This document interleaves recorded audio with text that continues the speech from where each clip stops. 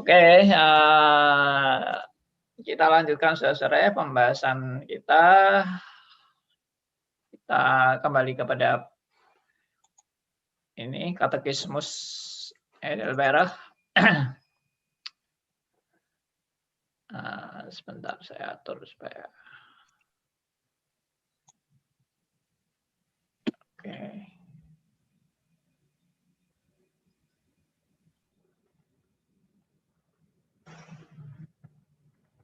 Ya, kita sudah membahas mengenai penderitaan Kristus ya.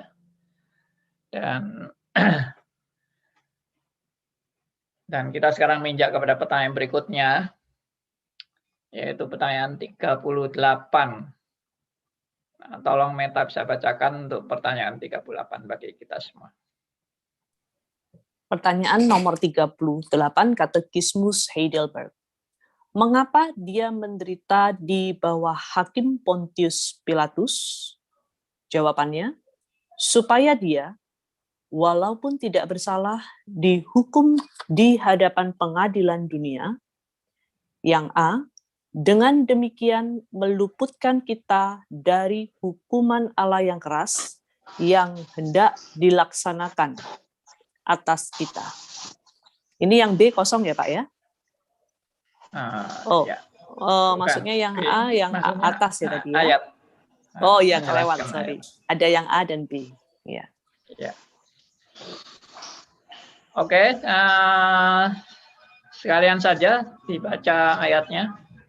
Matius 27 ayat 24. Ya, Matius 27 ayat yang ke-24.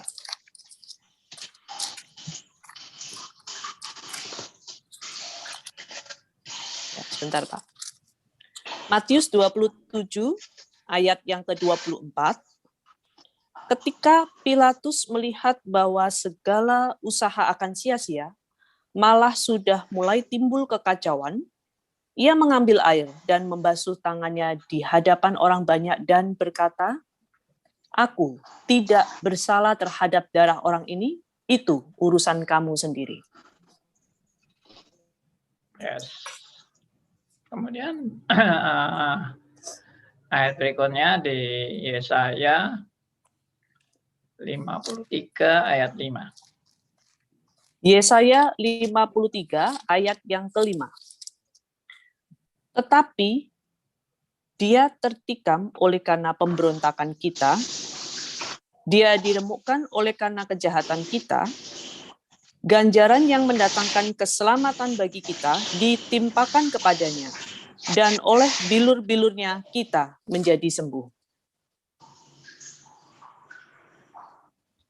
Ya.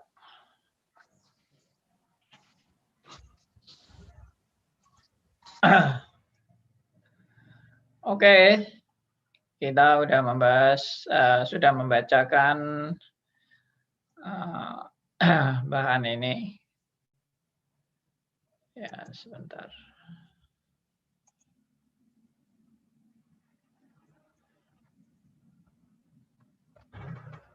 Ya, pertanyaannya mengapa dia menderita di bawah Hakim Pontius Pilatus?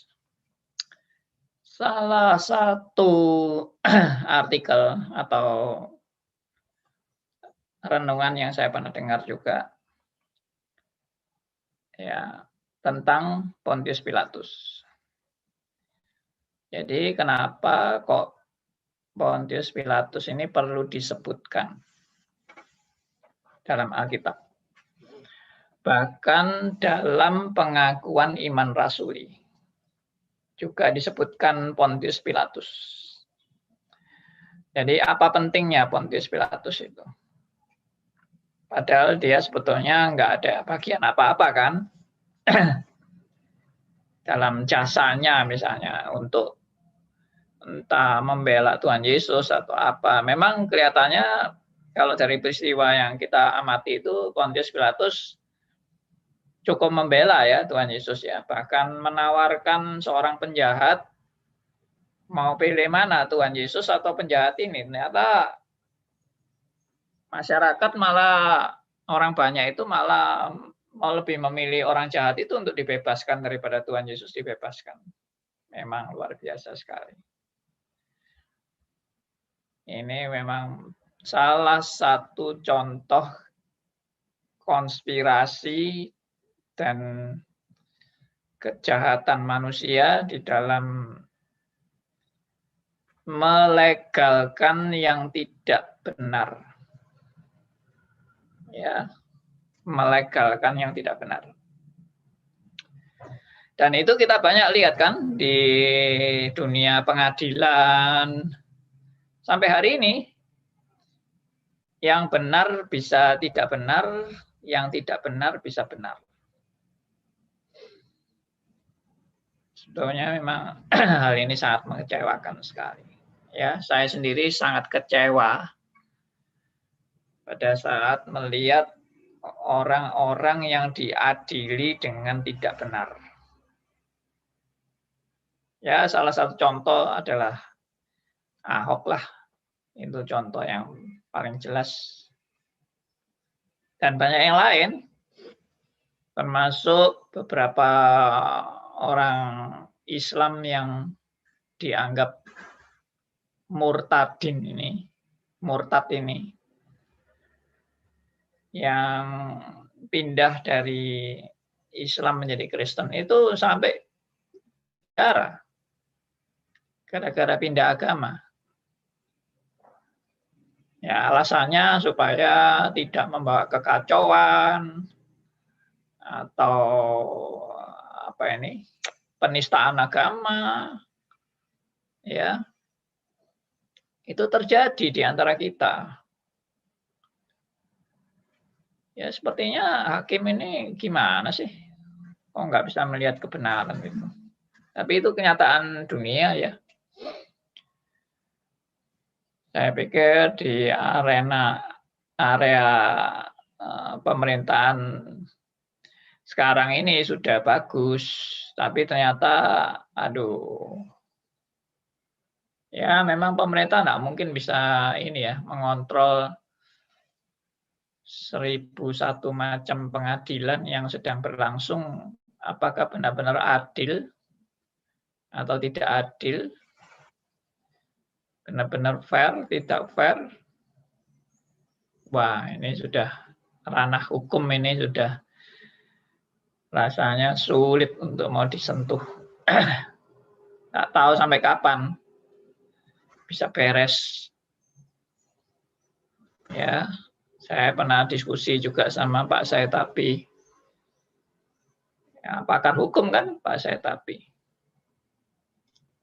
Ya, beliau juga hanya memberikan masukan-masukan pada saya supaya saya tetap semangat. Maksudnya tidak kehilangan semangat menghadapi kayak gini-gini.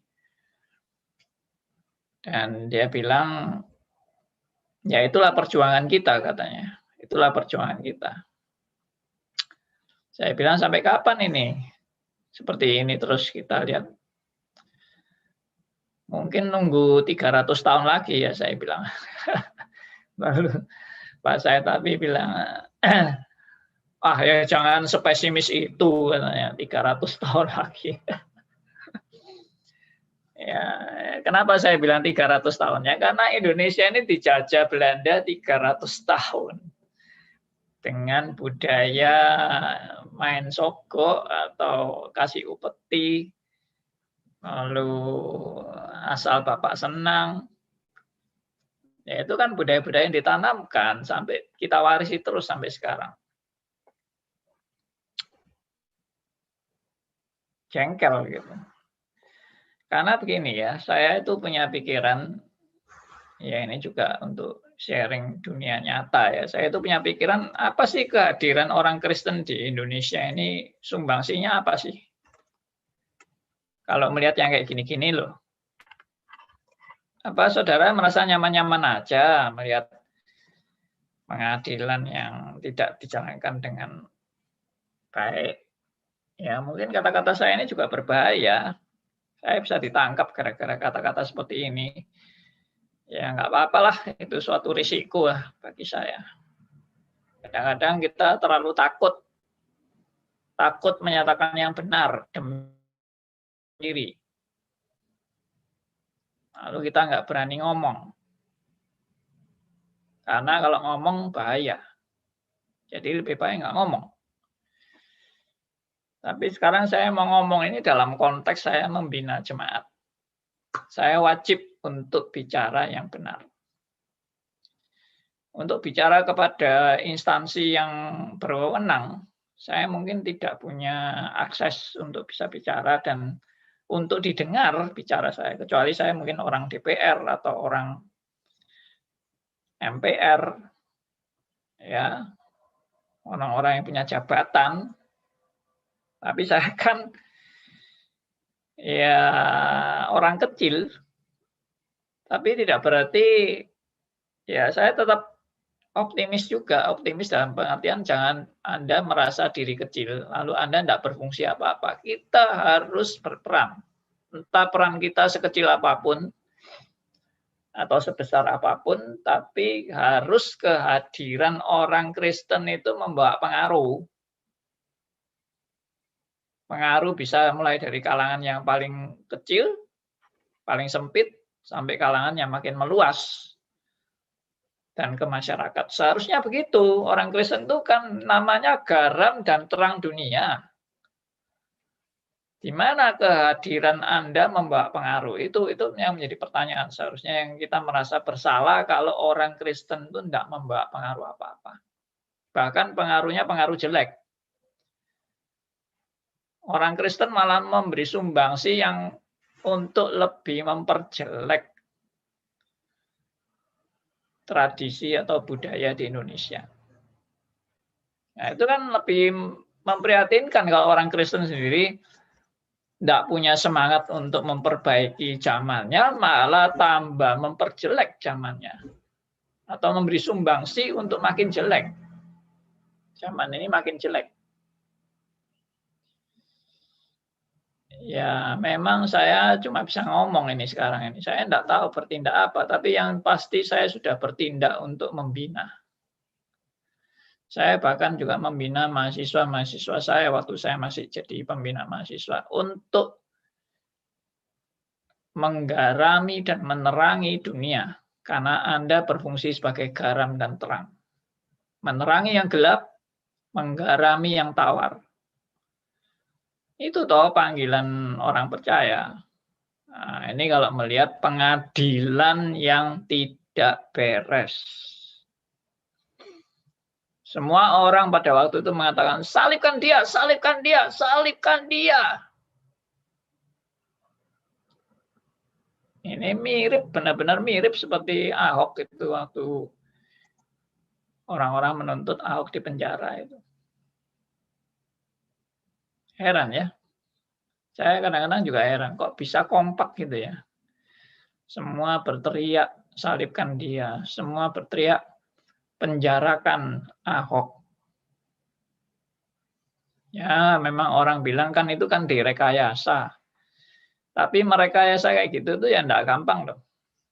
Coba saudara bisa nggak merekayasa itu sampai masa yang sebesar itu bisa kompak luar biasa itu. Wah, benar-benar. Ya, ada orang bilang itu gampang, Pak, pakai duit. Belum tentu ya kita punya duit bisa ngumpulin orang yang sampai segitu dan sampai semangatnya seperti itu. Itu bukan hanya duit kalau menurut saya, itu adalah suatu penciptaan suatu opini untuk melawan seseorang atau melawan suatu ideologi atau apapun itu. Itu tidak mudah itu, menciptakan suatu opini itu. Ya, sampai masyarakatnya itu sampai ikut arus semua. Sekarang kan baru tahu ternyata kepemimpinan Ahok ini waktu dia menjalankan tugas tanggung jawabnya sebagai gubernur, kan bagus. Dia jujur, dia bertanggung jawab.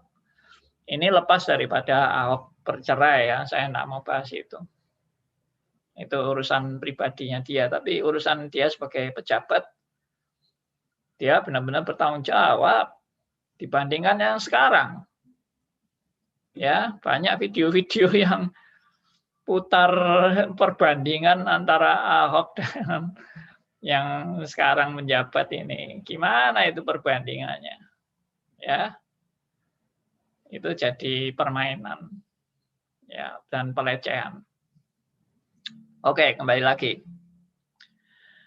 Jadi kenapa kok Pontius Pilatus perlu dicantumkan? Ya, itu yang tadi saya bilang, yang saya pernah baca artikelnya,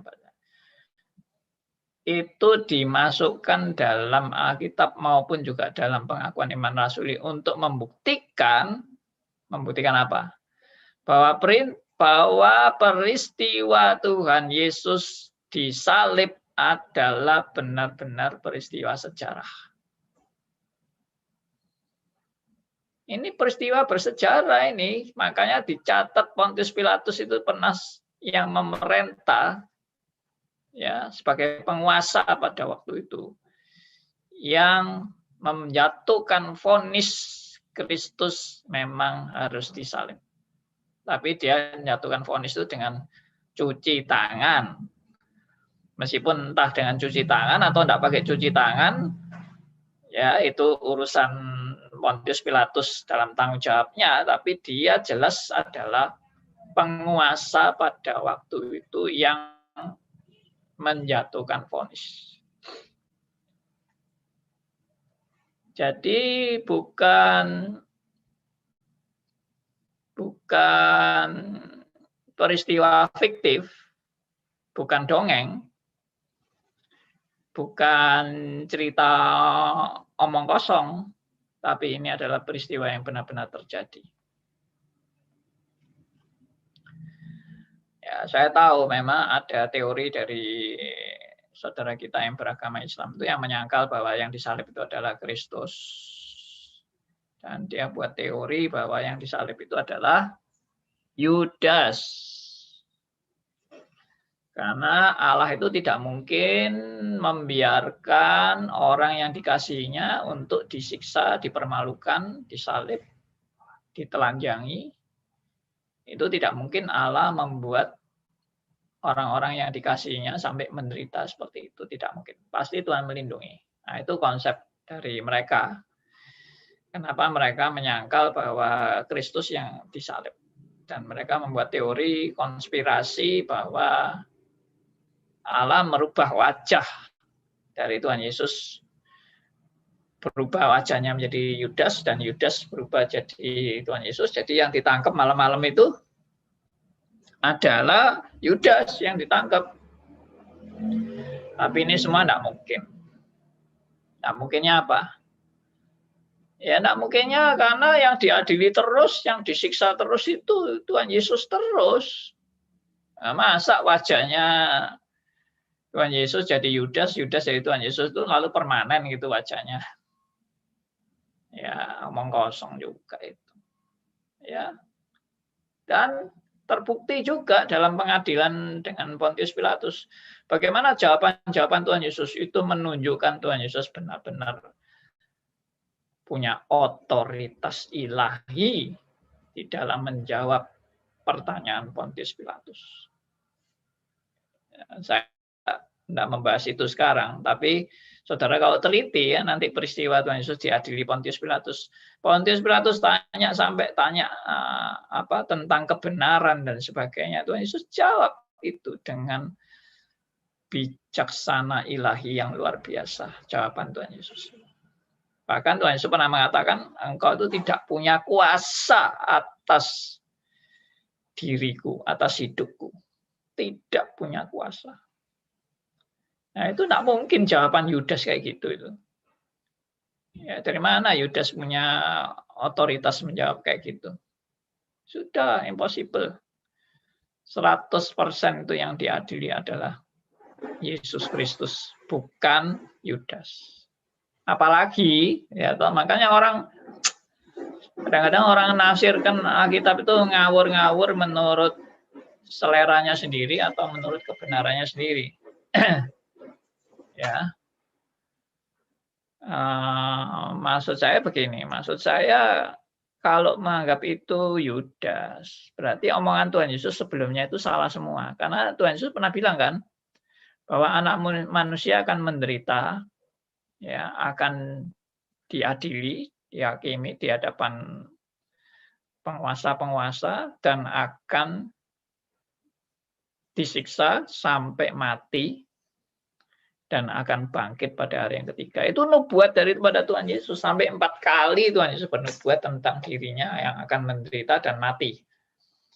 Masa Tuhan Yesus yang sudah 4 kali bernubuat tentang dirinya yang harus mati, disalib, lalu ternyata waktu disalib itu, yang disalib bukan Tuhan Yesus.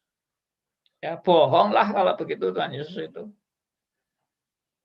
Ya, omong kosong Tuhan Yesus itu. Nah, ini semua tafsiran-tafsiran yang kadang-kadang menuduh orang Kristen Tuhannya nggak disalib itu ngawur. Ya, saya kan pernah cerita, saya hampir jadi orang Islam. Tapi setelah saya meneliti Alkitab, waduh, buku mereka yang nafsirkan Alkitab itu kacau balau sudah 100%. Makanya enggak boleh itu orang menafsirkan Alkitab semau gue itu menurut sudut pandang mereka, seenaknya sendiri menafsirkan Alkitab, enggak lihat konteksnya, enggak melihat secara komprehensif, ya, secara konsisten, secara integrated, ngaco semua tafsirannya. Oke, ya ini untuk masukan aja nggak apa-apa. Kalau video saya didengar sama mereka juga nggak masalah, memang saya bicara kebenaran. Ya, oke, berikutnya. Jadi Pontius Pilatus itu memang betul-betul ada dalam sejarah. Jadi ini bukan peristiwa dongeng. Lalu jawaban yang di sini, ya, di nomor 38 ini jawabannya adalah supaya dia walaupun tidak bersalah dihukum di hadapan pengadilan dunia. Ya, ini kan juga sejarah kan maksudnya. Juga supaya benar-benar Tuhan Yesus itu melalui proses hukum pengadilan dunia. Dan itu yang sudah dinubuatkan. Ya, dia yang tidak bersalah dinyatakan bersalah. Dia yang memang tidak berdosa harus menerima hukuman. Melalui ketidakadilan dari pengadilan. Ya, ini menunjukkan antara kerusakan dunia, kerusakan hukum dunia dengan penggenapan rencana Allah untuk memenuhi tuntutan keadilan Allah. Memang agak aneh ya. Jadi tuntutan keadilan Allah melalui pengadilan di dunia yang tidak adil. Nah, itulah kejadiannya. Tuntutan keadilan Allah melalui pengadilan dunia yang tidak adil. Dan tuntutan keadilan Allah itu supaya digenapi. Ya. Digenapi melalui pengadilan yang tidak adil. Kalau pengadilan itu adil, ya pasti Tuhan Yesus tidak disalib. Kan gitu. Kalau pengadilan itu adil, pasti Tuhan Yesus nggak disalib. Memang harus melalui pengadilan yang tidak adil. Supaya Tuhan Yesus benar-benar bisa disalib. Dan itu menunjukkan kontras antara Allah yang maha sempurna dan dunia yang maha rusak. Ya, Allah yang maha sempurna dan dunia yang maha rusak. Itulah kejadian pengadilan Tuhan Yesus. Ya, dan ternyata kejadian ketidakadilan ini dipakai Tuhan atau kerusakan ketidakadilan dunia ini dipakai Tuhan untuk menggenapi rencananya yang agung dan mulia. Jadi rencananya yang agung dan mulia ini memakai hal-hal yang tidak benar, hal-hal yang tidak adil, tidak benar, kerusakan, semua dipakai Allah demi menggenapi rencananya, yaitu tuntutan keadilan Allah bahwa Kristus memang harus menggantikan orang berdosa. Kalau tidak begitu, tidak ada orang bisa diselamatkan. Nah, inilah salah satu contoh juga yang pernah saya ungkapkan bahwa Tuhan pun memakai kejahatan untuk menggenapi rencananya. Ya, sekali lagi, Tuhan pun memakai kejahatan untuk menggenapi rencananya yang agung dan mulia dan sempurna. Luar biasa sekali, ini yang di luar kemampuan bernalar manusia. Bagaimana Allah yang maha suci, maha agung dan maha mulia itu bisa menggunakan kejahatan untuk menggenapi rencananya. Tapi itu yang terjadi. Dan itu sudah pernah bolak-balik kita bahas kan. Contohnya misalnya di Kejadian 50 ayat 20. Kejadian 50 ayat 20 itu juga salah satu contoh Tuhan menggunakan kejahatan untuk menggenapi rencananya yang besar, rencananya yang mulia dan agung itu. Ya, coba tolong dibacakan oleh Meta Kejadian 50 ayat 20. Kejadian pasal 50 ayat yang ke-20.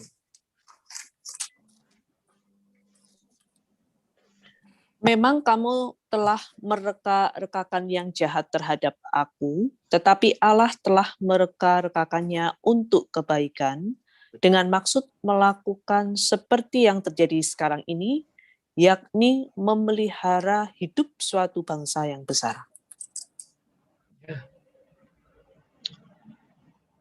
Saudara-saudara Yusuf mereka-rekakan yang jahat. Artinya ya memang mereka berbuat jahat kepada Yusuf, menjual Yusuf. Ya, tadinya mau membunuh Yusuf, tidak jadi dibunuh, tapi dijual, dijadikan budak di Mesir.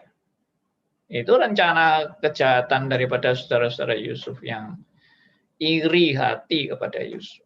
Tapi Tuhan memakai kejahatan itu untuk menggenapi rencananya, yaitu menyelamatkan suatu bangsa yang besar, yaitu bangsa Israel. Jadi hal ini juga menunjukkan apa? Kedaulatan Allah terhadap kejahatan.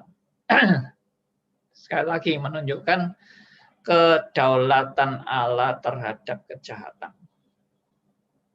Allah itu bukan hanya berdaulat dalam hal-hal kebaikan. Allah itu berdaulat dalam segala sesuatu tanpa kecuali, baik perkara besar, perkara kecil, perkara sepele, perkara penting, semua Allah berdaulat. Baik itu perkara kebaikan maupun perkara kejahatan, yang paling jahat, yang paling rusak, semua ada dalam kedaulatan dan penetapan Allah yang sempurna. Ini kelihatannya ekstrim pendapat ini, tapi itu kebenaran Alkitab. Makanya dikatakan di Alkitab, rambut di kepalamu pun sudah terhitung semua.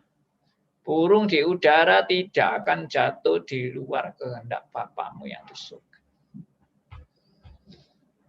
Ya, Tuhan juga memberi sinar matahari dan juga hujan, baik kepada orang yang benar maupun orang jahat. Tuhan juga kasih sinar matahari. Itu kedaulatan Allah meliputi segala sesuatu. Bahwa sinar matahari, hujan, rambut, ya, burung, semuanya dalam kedaulatannya yang sempurna. Tidak ada perkecualian. Ini bukan ekstremis, dan ini bukan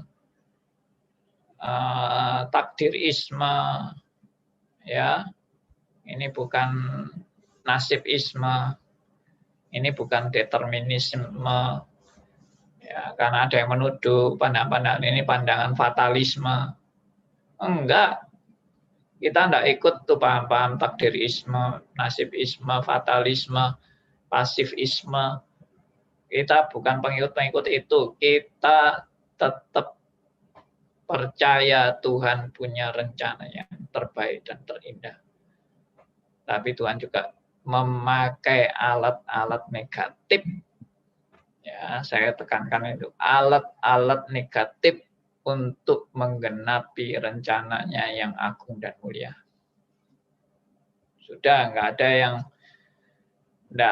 yang statement yang bisa menggugurkan kebenaran ini.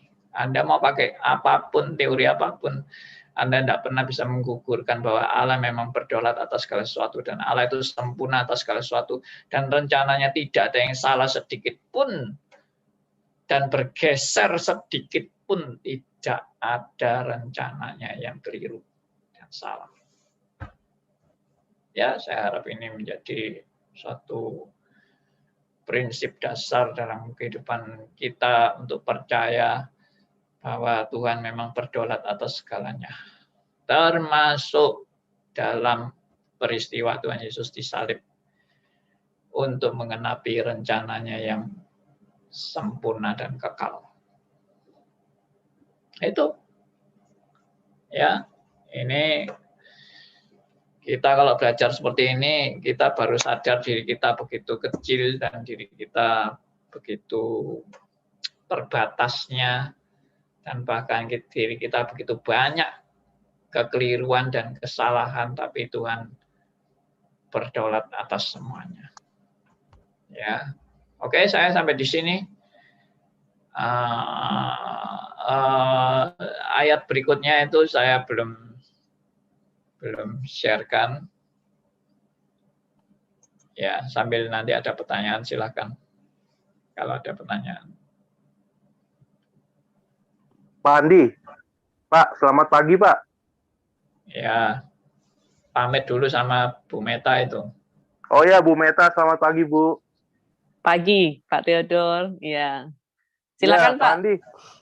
Pak, saya Ya. lebih pesimis dari Bapak, Pak. Bapak tunggu 300 tahun ya, Pak ya? Saya 500 tahun, Pak. Ini Pak, Pak, ini kalau pakai bahasa wayang ya, Pak ya. Ini Sengkuni ini nggak pernah ngaku kalau dirinya Sengkuni, Pak. Sengkuni kalau dia ngaku, dia bukan Sengkuni lagi. Tapi kita pernah dengar Sengkuni ketangkap. Nah, ternyata dia di penjara itu ada AC-nya, ada fasilitasnya, ada hotelnya. Nah, ini kacau ini, Pak, ini. Indonesia ini, Pak, ini. Enak ya, di penjara enak ya. Oke, Pak, aku segitu dulu, Pak. Ya, makasih ya. Pak, kalau tadi namanya pesimisnya Pak Theodor tadi itu dibandingin dengan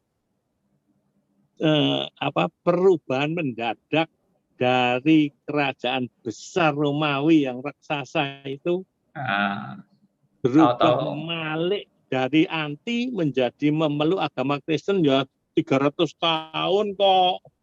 Itu dibanding sama Indonesia ya teri banget lah anunya dibanding dengan pesimisme. Pesimis banget loh, Romawi loh. Romawi itu baru abad ke ini ya, abad keempat ya, baru berubah ya. Lah ya.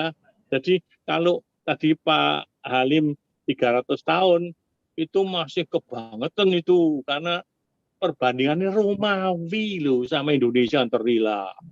Gitu. Jadi 500 tahun lebih lagi serem pesimisnya. Pak Aryo, Pak. Pak, kalau cuma anak bau kencur kayak Abimanyu yang maju ya Sengkuni nggak takut, Pak. Kalau cuma Abimanyu dia kan cuma anak kemarin sore. Yang maju mestinya Bima, Arjuna, kalau mau tuh bertempur ya bener-bener kredibilitas gitu. Ah, Ya kalau cuma baru lulus yang terus sudah maju, mengkritis. Kenapa yang Pak Andi? maju suruh Semar aja yang suruh maju. Saya cuma 30 tahun lah. Saya minta Tuhan 30 tahun saja lah. Itu hanya pengadilan Indonesia lah, 30 tahun masih oke, bisa lah mungkin. Karena apa? Tuhan sudah menunjukkan keinginannya. Dengan ada Jokowi, dengan ada Ahok, dengan ada Ginanjar, itu sudah satu, wah kok ada loh. Orang Indonesia kok ada sih nggak mau duit seperti ini, baik kok kebangetan, wis luar biasa. Itu sudah memberi harapan sangat besar. Jadi ya, Nah, bisa lah. ya, puji Tuhan, Pak Aryo optimis 30 tahun. Ya, one generation. Ada pengharapan Pak Andi. Sepersepuluhnya saya ya. Pak Aryo sepersepuluhnya saya. Bakal anak-anaknya, turunannya Pak Jokowi itu bakal jadi orang presiden semua itu. Ya, jangan berharap sama manusia, Pak. Nanti kecewa, Pak. Pak Andi, ini lanjut ada dari Galaksi itu. Ya, mungkin belum Galaksi, diubah. Pak Elia itu. Ya, Pak Elia kembali yang selalu semangat. Belajar dari kehadiran nama Pilatus, kita bisa mengaplikasikan pengertian tidak ada yang tidak bermakna dalam sejarah kehidupan kita ini. Pertanyaan saya, hal-hal apa yang bisa membuat kita bisa ngeh atau kita bisa menyadari seperti hal tuntutan keadilan Allah, digenapi keadilan yang tidak adil itu seperti Pilatus dan Ahok misalnya dalam kehidupan kita ini, Pak. Silakan Pak Andi. Ya, mesti satu-satu ya kalau baca pertanyaannya Pak Elia nih. Ya, ini kalimatnya puitis soalnya ini. Saya mungkin perlu baca sampai 10 kali ini kalimatnya Pak Elia ini. Coba diulang lagi. Iya. Oke, pelan-pelan ya. Pertanyaan saya, hal apa yang bisa membuat kita bisa ngeh, maksudnya bisa ngerti ya, atau kita bisa menyadari seperti tuntutan keadilan Allah, digenapi keadilan yang tidak adil itu seperti Pilatus dan Ahok misalnya dalam kehidupan kita ini, Pak. Jadi bagaimana kita bisa ngerti gitu ya kalau ketidakadilan itu terjadi seperti kasus-kasus itu gitu. Mungkin itu. Ya, itu memang pasti pencerahan dari Roh Kudus. Kalau Roh Kudus tidak memberi pencerahan, ya tidak. Bagaimana orang bisa percaya itu semua dalam kedaulatan Allah yang sempurna. Jadi memang melalui ketidakadilan itu, ya Tuhan memang punya rencana memang. Melalui ketidakadilan ini bagaimana kita sendiri sebagai orang Kristen juga punya pergumulan menghadapi hal seperti ini. Ya, apakah kita cuma manut-manut aja, atau kita bahkan mengikuti ketidakadilan ini, atau mengiyakan ketidakadilan, atau hanya nonton aja, jadi penonton yang baik, atau ikut berjuang, ya membina kualitas orang Kristen. Ya, karena saya juga percaya kehadiran orang Kristen di dunia ini harusnya memberikan pengaruh ya. Dimanapun orang Kristen hadir seharusnya membawa pengaruh. Dan pengaruhnya tentunya pengaruh positif, jangan pengaruh negatif ya kan. Tapi kita masih jauh ya dari itu ya. Orang Kristen yang terlibat dalam dunia politik itu ya istilahnya masih jauh sekali. Kita seringkali hanya mengandalkan Ahok aja. Tapi bagaimana yang lain, orang Kristen yang lain itu, kalau yang dulu-dulu saya bisa menunjukkan nama-nama orang Kristen yang berperan. Seperti contohnya Dr. Lemena. Ya, itu yang dekat dengan Bung Karno.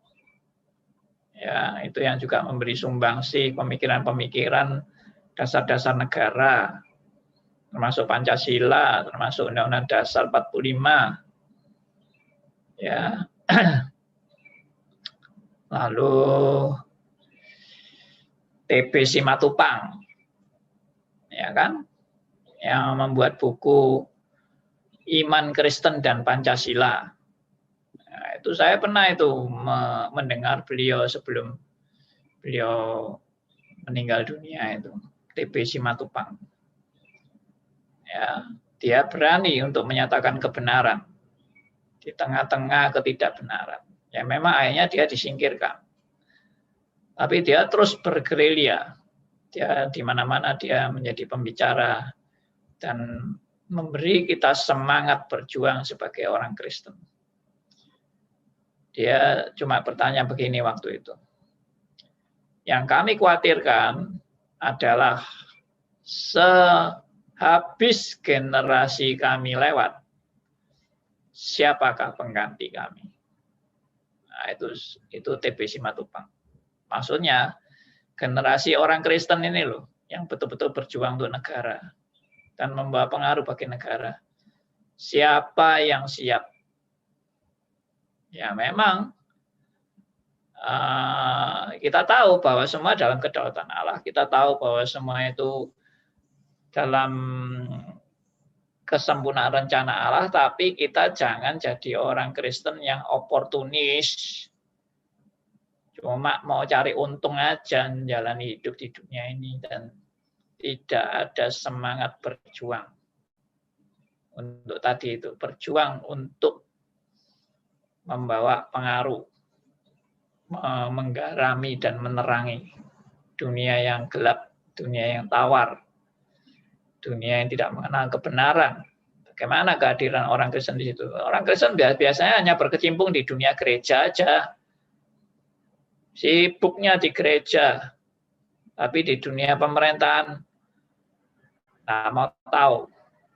Lalu alasannya, ya kami kok di dunia pemerintahan ditolak Pak, atau dikucilkan, atau dianaktirikan, dan sebagainya. Ya itulah Tuhan Yesus juga sudah kasih jalan kok, cerdik seperti ular, tulus seperti merpati.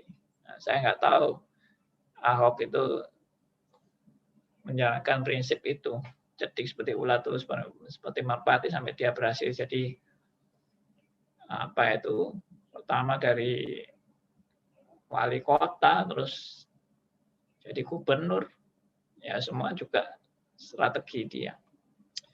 Ya strategi Tuhan lah. Bagaimana bisa menggulkan Ahok, itu juga strategi Tuhan. Tapi maksudnya dari sisi tanggung jawab manusia itu loh, perjuangannya kita itu apa? Apakah kita mendidik anak-anak kita juga untuk itu? Nah, coba. Termasuk saya ya, pertanyaan itu untuk anak-anak saya sendiri juga. Apakah saya juga mendidik anak-anak saya untuk berjuang di dunia ini, bukan hanya berjuang cari duit, saya berjuang untuk kebenaran. Apakah ada itu perjuangan untuk kebenaran? Ataukah pokoknya aku kaya, aku sukses, aku kaya, aku bisa nyimpen duit banyak. Nah, kebanyakan kan gitu, kita didik anak kita itu pokoknya kamu jangan males ya, harus pinter ya. Pinter apa? Cari duit. Kamu jangan males ya, harus pinter ya. Pinter apa? Pinter untuk memperkaya diri. Ya toh. Tapi nggak pernah mikir, kamu harus pinter ya, harus prestasimu bagus ya, supaya apa? Supaya kamu bisa mengabdi kepada bangsa dan negaramu. Wah, itu nggak pernah dipikir itu, mengabdi kepada bangsa dan negara itu. Ayah saya sudah melakukan, Pak. Nah, itu bagus itu. Mati. Umur 45 sama dibunuh tahun 65. Dibawa tentara langsung. Gitu ya. Umur 45, Pak. Lebih muda dari saya 75, dia cuma 45 tahun tok umurnya. Terus anak-anaknya loyo. Anak-anaknya loyo, ternyata enggak berani. Cari aman aja. Cari aman aja. Ternyata anak-anaknya bukan mengikuti ayahnya. Loyo, Pak. Loyo ya. Iya. Mungkin ayah saya kurang berani mati, dia pengacara berani mati lawan pemerintah. Iya, ya. Nah, Ya itu sudah. emang orang-orang zaman dulu itu memang luar biasa. Ya. ditawari, ayo kamu belaan saya orang kaya namanya Lim Kunio. Tak menang kalah atau menang enggak apa-apa, 500 juta. Itu sama dengan 12 Mercedes, Pak. Ditolak, maaf. Saya kalau membela seseorang yang saya tidak yakin, enggak bisa saya tolak, enggak mau. Enggak saya yakini dalam iman saya. Membela orang seperti brengsek seperti kamu. Ditolak, Pak. Padahal menang kalah gopek tiol. Ya, selamanya kami orang miskin sih. Pasan WP. Ya, tapi apapun yang terjadi, Tuhan bekerja seperti itu.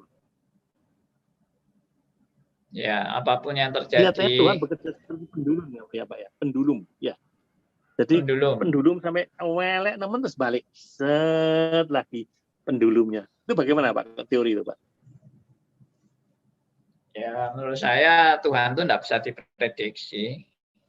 Bisa pendulum, bisa tidak pendulum. Iya, sejarah kelihatannya bergerak gitu ya Pak ya. Bergerak gitu. Ekstrim ke atas, ke kiri, ke bawah, balik ke kanan. Tahu-tahu ke tengah. Ya, semuanya tidak bisa diprediksi. Pak Aryo. Pak, ya. Buka lagi dong Pak kasus Senturi Pak. Nanti gini Pak, kan kasus Senturi Pak. Pokoknya saya nanti loyo Pak, anaknya papa saya ini loyo semua. Oh gitu ya. Sudah. Paling. Kalau kasus Senturi kan bapaknya kita incer, nanti anaknya yang maju. Kan bapak sama anak kompakan mereka berdua.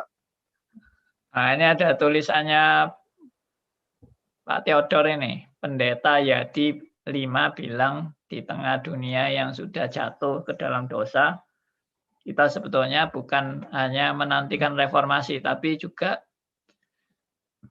mengupayakannya. Ya benar kan, tadi saya juga bilang itu, bahwa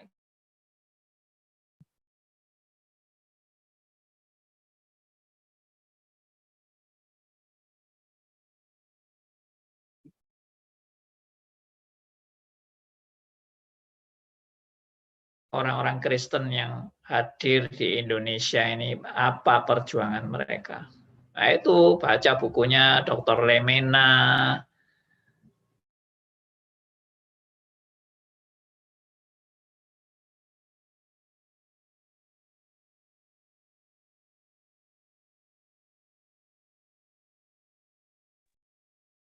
Kok hilang ya? Pertanyaan? Suaranya Pak Andi hilang-hilang Pak, putus. Enggak, yang lain juga. Yang lain juga Iya, kok, bukan di tempat saya trouble ini. Iya, trouble Pak. Kurang 6 menit Pak, masih mau dilanjutkan. Tadi ada putus-putus di terakhir Pak. Nggak bisa dengar. Sekarang bagaimana? Jelas? Ya, sekarang udah jelas. Terang. Jelas. Ya, jadi saya melihat bahwa kejadian-kejadian yang terjadi ini, kalau tadi Pak Aryo bilang kita menjadi loyo, itu kemungkinan besar juga karena tidak ada yang membina. Generasi-generasi selanjutnya ini tidak dipersiapkan dan tidak dibina. Jadi untuk menjadi seorang kader atau pengkaderan, itu memang harus disiapkan. Pengkaderan itu bukan otomatis tiba-tiba muncul sendiri. Memang bisa seperti itu, bisa. Cuma akhirnya kan itu sikap pasif kita ya, hanya menunggu saja. Menunggu tiba-tiba ada orang muncul seperti Ahok misalnya. Tapi Ahok itu apa tiba-tiba muncul? Tidak juga kan. Dia juga dididik orang tuanya. Dia juga dilatih orang tuanya. Dia juga mendapat nilai-nilai dari yang dia pernah pelajari. Jadi sebetulnya orang itu memang harus dipersiapkan. Saya sendiri itu dalam pembinaan yang saya pernah lakukan kepada mahasiswa itu saya melakukan pengkaderan.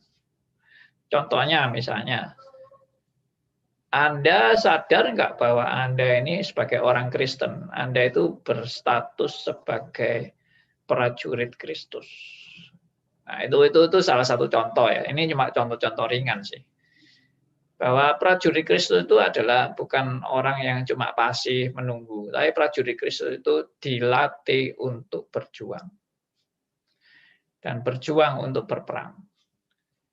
Nah, Anda sadar nggak sebagai orang Kristen kita itu dipersiapkan untuk berperang?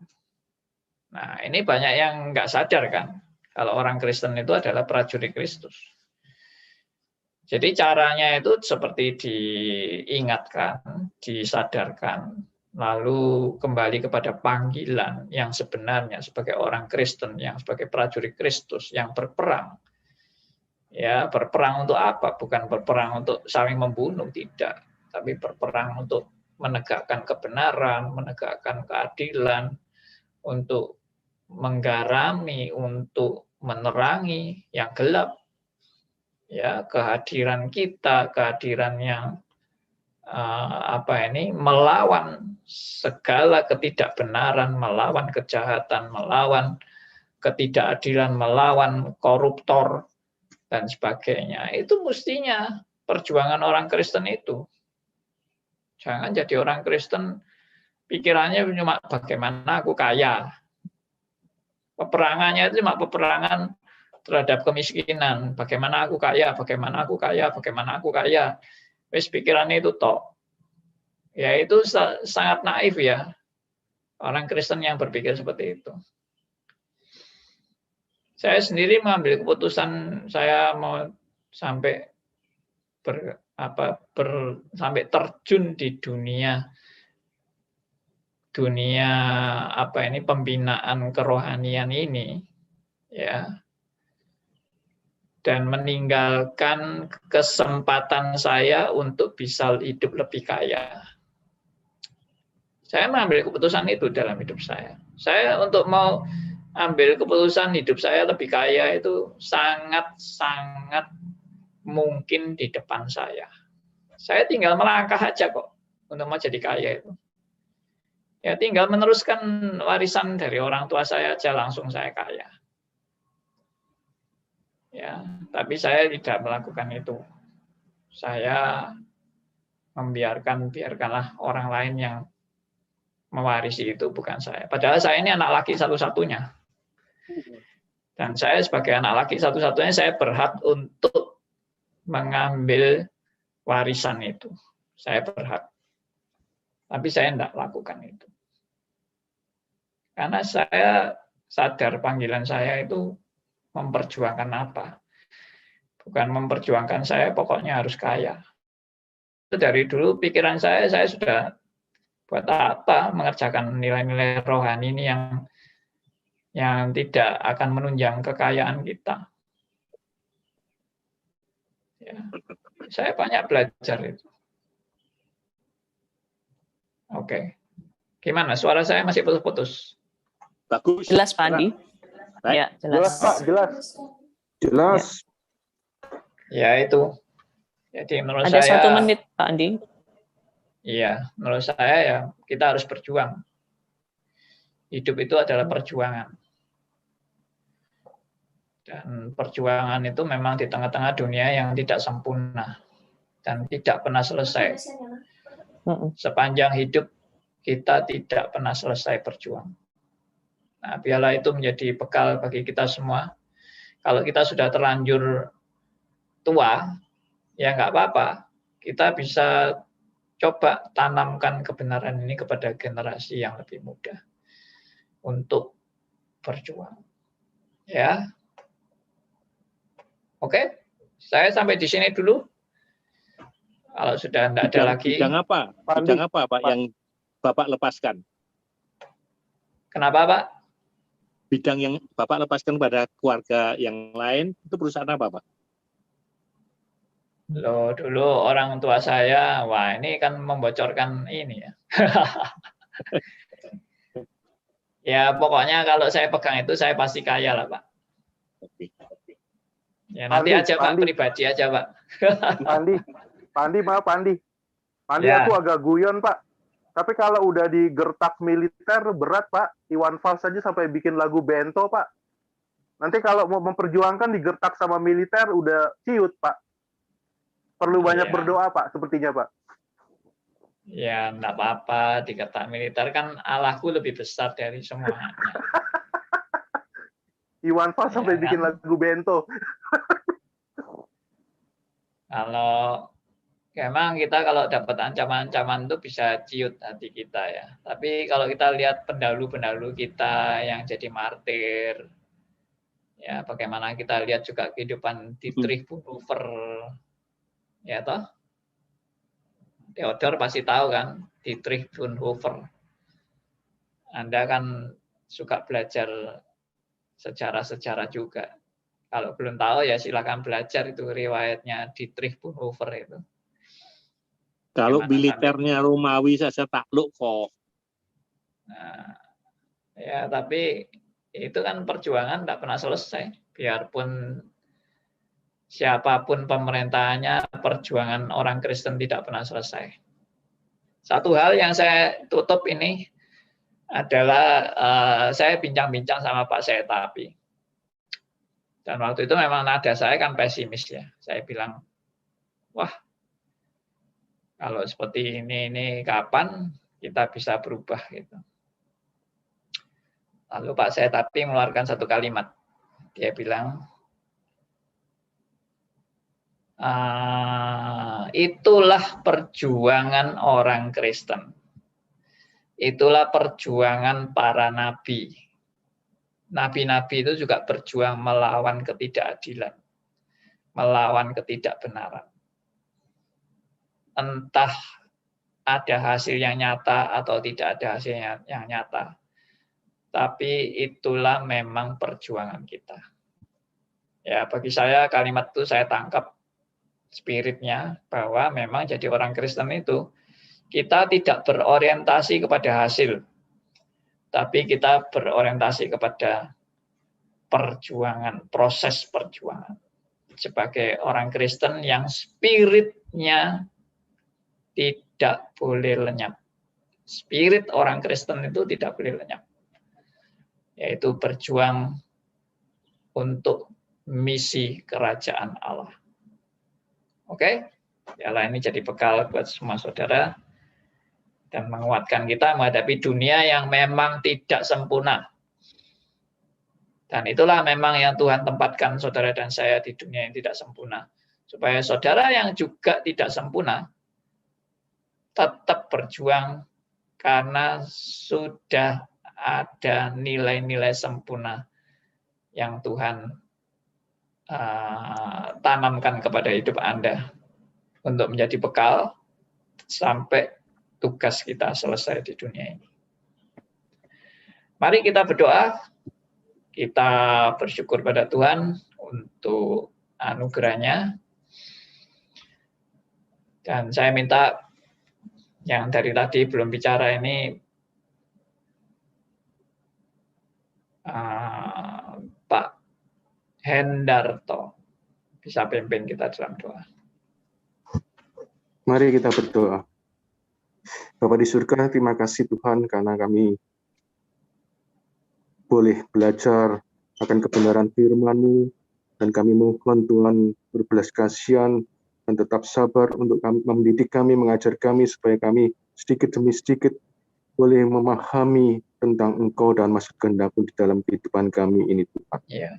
Kami mohon Tuhan mendidik kami, menjadikan kami menjadi pelaku firman-Mu, dan bukan orang yang berdiam diri tapi melakukan firman-Mu itu di dalam kehidupan kami, dan menghidupi kebenaran firman-Mu dan menghidupi Tuhan Yesus Kristus di dalam kehidupan kami, dan menjadi pelaku firman yang benar-benar hidup taat dan setia melakukan kehendak-Mu di sepanjang kehidupan kami Tuhan. Kami hanya bisa menyerahkan diri kami ke dalam tangan-Mu Tuhan. Kami percaya segala sesuatu yang terjadi dalam kehidupan kami itu bukanlah kebetulan, tapi semuanya itu terjadi karena sudah Kau tetapkan dari mula-mula. Kiranya Tuhan bisa memakai kami untuk menjadi pekabar dan pemberita firman-Mu bagi kepada sesama kami, dan menjadi terang dan garam bagi kehidupan kami sehari-hari, bagi bangsa dan negara kami. Kami juga menyerahkan Pak Handi Alim dalam kehidupannya, dan juga Bu Meta dalam kehidupannya. Pakailah mereka untuk menjadi terang dan garam kami di dalam mendidik kami melalui pelajaran-pelajaran yang disiarkan di RMC ini. Ya. Kami berdoa dan mengucap syukur hanya di dalam nama Tuhan kami Yesus Kristus, Tuhan kami dan Juru Selamat kami yang hidup. Amin. Amin. Terima kasih, Terima kasih Meta. Pak Andi, terima kasih Terima Bapak kasih Ibu Pak Andi, terima semuanya. kasih Ya, Bu terima Meta. kasih semuanya.